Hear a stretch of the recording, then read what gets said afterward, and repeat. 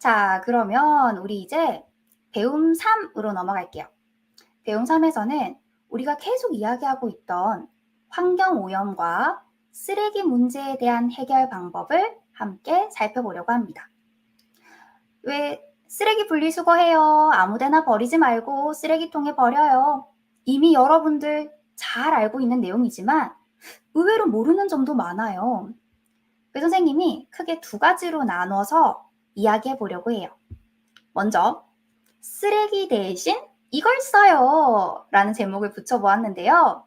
쓰레기를 줄이기 위해 쓸 수 있는 물건들을 살펴보겠습니다. 다음 제목은 쓰레기를 바르게 버려요 인데요. 나 나름대로 분리수거를 한다고 했는데 그게 사실 잘못된 방법이었다면 우리가 일상생활에서 실수하기 쉬운 쓰레기 버리는 방법을 선생님이 제대로 알려줄게요. 그럼 먼저 쓰레기를 줄이기 위해 우리가 대신 쓸 수 있는 물건들을 살펴보겠습니다.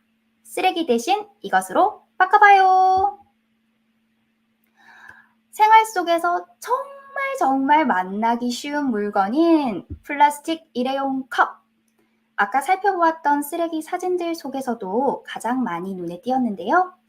이 일회용 컵을 어떤 물건으로 바꾸면 좀 덜 쓸 수 있을까요? 우리 친구들 의견 한번 남겨주세요. 무엇으로 바꾸면 좋을까요? 우리 친구가 일회용 컵은 텀블러 어때요? 라고 이야기해 주었네요. 또 네, 텀블러란 의견도 있고 우리가 대신 쓸 수 있는 거. 컵도 있고요. 맞아. 우리 친구들 물통 많이 들고 다니죠? 네, 그것도 좋아요.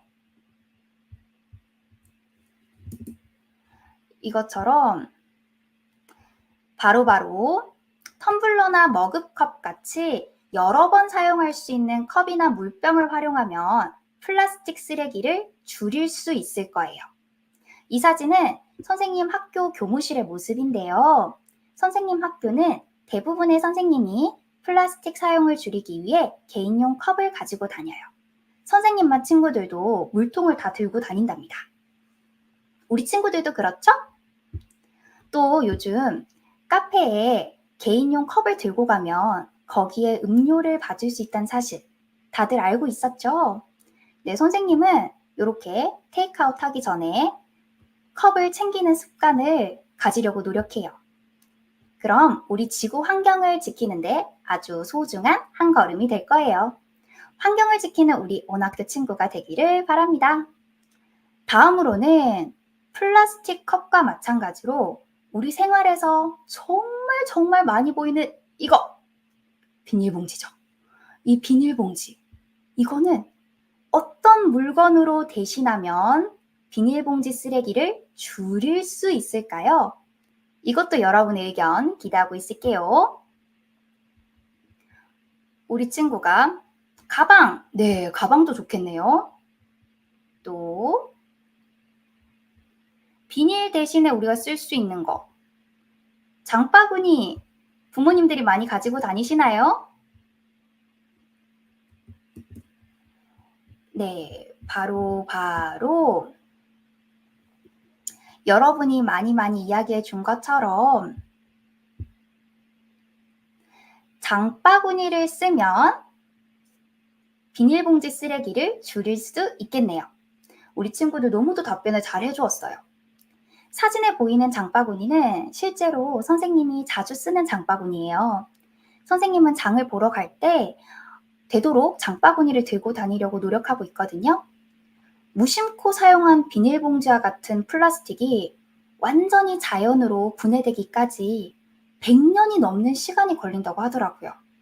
이 얘기를 들으니까 더더욱 비닐봉지 사용하는 걸 조심해야겠다라는 생각이 들었어요. 하지만 장바구니를 어떻게 늘 갖고 다니겠어요? 갖고 나가지 못하는 상황도 있겠죠? 이럴 때는 비닐봉지보다는 이런 종이 포장재가 낫습니다. 왜 요즘 대형마트에 가보면 종이 상자에 내가 산 물건을 담아가게 되어 있는 곳이 있죠? 이렇게 비닐봉지 대신 버려지는 종이 상자를 다시 사용하는 것도 참 좋답니다. 또 종이는 플라스틱보다 자연으로 분해되는 시간이 더 짧거든요. 자, 이렇게 우리가 플라스틱과 비닐봉지를 대신할 수 있는, 플라스틱 컵과 비닐봉지를 대신할 수 있는 물건들을 살펴보았습니다. 그럼 이번에는 쓰레기를 바르게 버리는 방법에 대해서도 살펴볼게요. 생각보다 많은 사람들이 버리는 방법을 잘못 알고 있어서 실수하곤 한답니다. 먼저 첫 번째, 페트병. 이건 어떻게 버리는 것이 바른 방법일지 여러분이 알고 있는 분리수거 방법이 있다면 채팅창에 공유해 주는 건 어떨까요? 페트병, 우리 친구들 어떻게 버리고 있을지 궁금한데요. 물론 페트병은 페트병끼리 버린다. 잘 알고 있죠.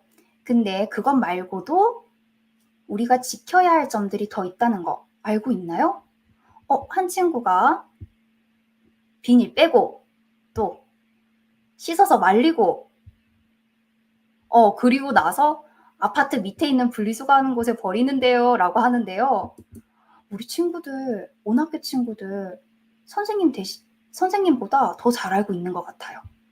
여러분들이 말한 것처럼 첫 번째, 비닐, 요 라벨을 제거해야 됩니다. 그리고 이렇게 뚜껑도 분리해서 버려야 된다는 거 알고 있었나요? 또 플라스틱 병에, 페트병에 색깔도 확인을 해야 된대요. 보통 라벨에 보면은 이건 어떤 플라스틱으로 만들었어요 라고 설명하는 게 있거든요. 여기 보면 무색 페트라고 적혀 있죠. 이건 색깔이 없다는 거예요. 근데 옆에 있는 페트병은 지금 약간 초록색이죠.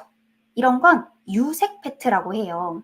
이렇게 색깔이 있는 페트병은 페트병이랑 색이 없는 페트병을 같이 버리면 우리가 재활용하기가 좀 더 어렵다고 해요. 그리고 보면 플라스틱도 다 같은 플라스틱이 아니라 엄청 다양한 종류가 있답니다. 여기 보면 뚜껑은 HDPE라고 되어 있고 라벨은 PP라고 되어 있죠. 이렇게 종류가 다른 플라스틱이라서 분리해서 버려야 한답니다. 그 다음으로 우리가 잘못 버리기 쉬운 요 택배 상자. 어떻게 버려야 재활용이 잘 될까요?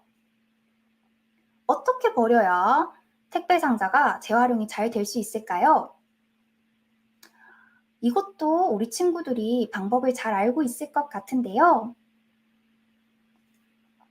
자, 혹시 내가 알고 있는 방법이 있다면 한번 이야기해 주겠나요? 또 한 친구가 얘기했어요. 스티커를 떼고 이 스티커의 이름이 바로 송장이에요. 택배가 집으로 배송되려면 주소가 필요하죠?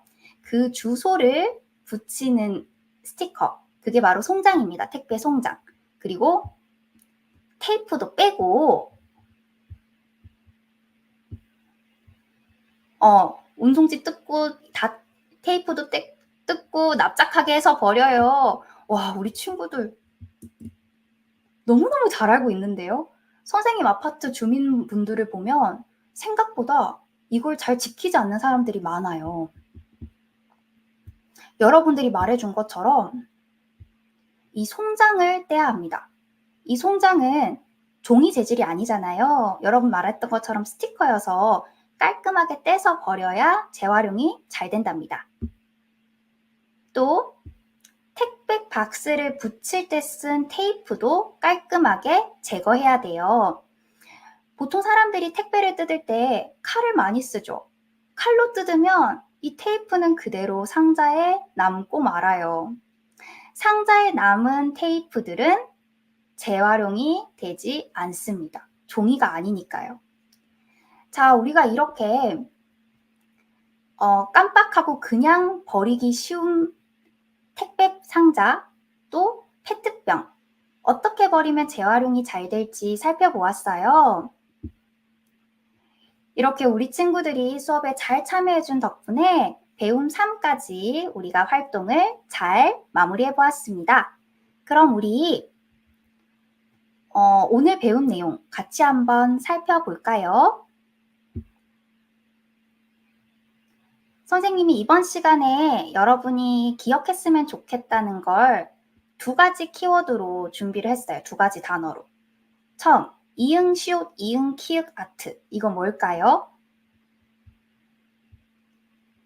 한 친구가 송장 테이프는 어디에 버릴까 하는데 요건 일반 쓰레기에 버리면 됩니다. 자, 우리가 어떤 아트에 대해서 새롭게 알게 되었을까요? 한 친구가 재활용 안 하면 어떡해요 하는데 재활용 안 하면 그냥 쓰레기가 되는 거죠. 그럼 우리 처음 살펴봤던 사진들처럼 우리 환경이 아프고 병들 거예요. 자, 업사이클 이렇게 말해준 친구 오늘 공부 아주 잘 참여한 친구겠네요. 네, 많은 친구들이 업사이클 아트 이렇게 이야기를 해주었네요.